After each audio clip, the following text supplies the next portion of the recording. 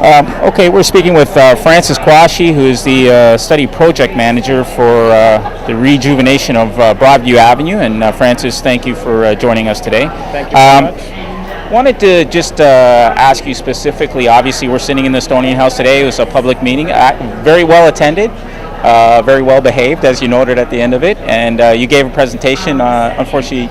I just wanted to ask you if you could speak specifically to Zone C, which is where the Estonian House happens to reside.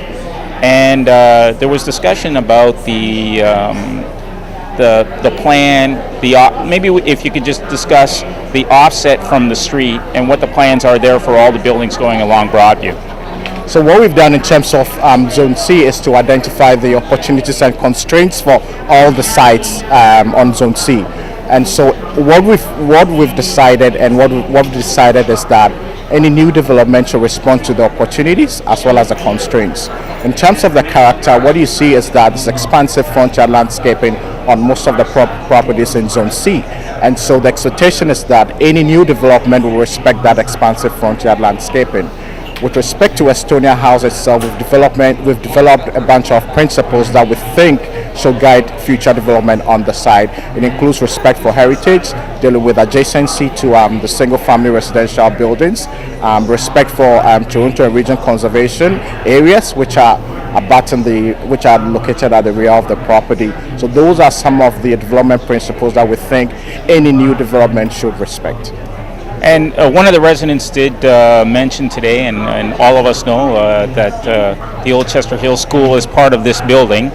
And I'm assuming then, I know that's not your particular, you have a colleague that's particular to heritage, but I'm assuming then that some of what is left of the Chester Hill School, the city would like to see that remain in its future plans. That's correct. Conservation of heritage is a key component of the study, and we expect that should happen on the site if any new development were to happen.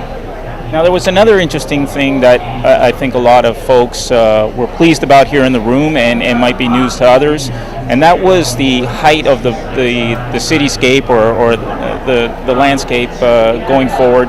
And you mentioned in particular in Zone C, I think the limitation was about 6 stories is what you envisioned for the future. So if you could explain that and what the purpose is behind that kind of go forward plan. Right. In terms of the Estonian House itself, the context is very unique and particular in the sense that to the north of it you have the tall buildings, and to the south of it you have single family detached buildings. So the challenge is to find a transition type building that fits into that context. And in so doing, and do our due diligence, we've come to the conclusion that we're recommending that a 6-story building is appropriate, and this is consistent with the avenues and mid-rise building study, which states that the height of the building should correspond to the width of the adjacent right-of-way. In this instance, Broadview is a 20-meter right-of-way, and it's equivalent to 6 stories. So that's the rationale behind that. We think it's appropriate and a good fit for the site. Now, if I could just ask out of ignorance, is there a restriction now in terms of the development plans that you've got from other private owners in the area? Are you already starting to generally implement what your ideas are going forward, or are you still kind of working under the current and the former rules and a lot of negotiation going forward?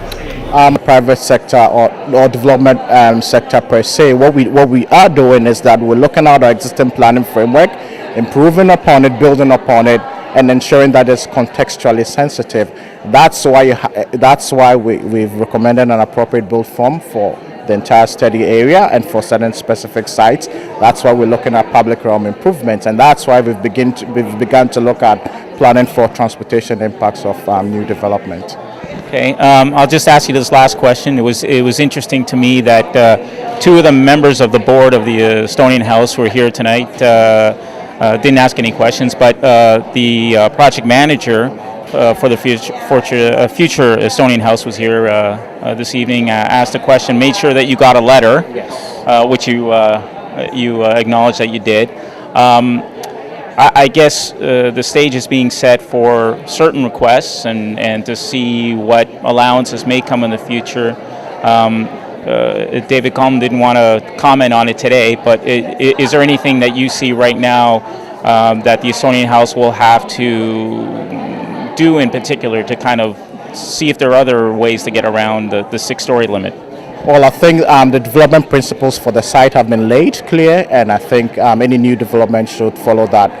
We've looked at the appropriate build form for the site. I think any new development for the particular site should conform to that as well. Mr. Kwanzi, thank you very much for today. Your presentation was very detailed. I thought well received by the group here, so thank you very much for your time. Thanks too. All right.